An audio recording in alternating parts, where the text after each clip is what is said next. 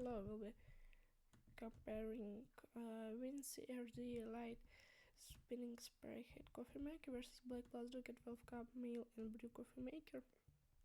Be sure to watch to the end and I will tell you which is better. Links all the products are in the description. Brewing capacity is Thai. Molten grinder BLACK+DECKER is better. Brewing technology VINCI is better. Brews range control is Thai. Single serve function is Thai. Water reservoir VINCI is better. Programmable features the Thai. Touch screen controls VINCI is better. Temperature control VINCI is better.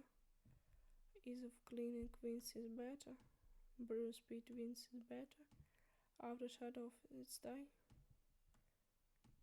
Noise level VINCI is better. Price BLACK+DECKER is better. Special features VINCI is better. Dimensions VINCI is better. If you want to get the most powerful durable device that will really taste good making coffee, then the best choice will be the VINCI RDT light spinning Sprayhead coffee maker. The link to buy it is in the video description.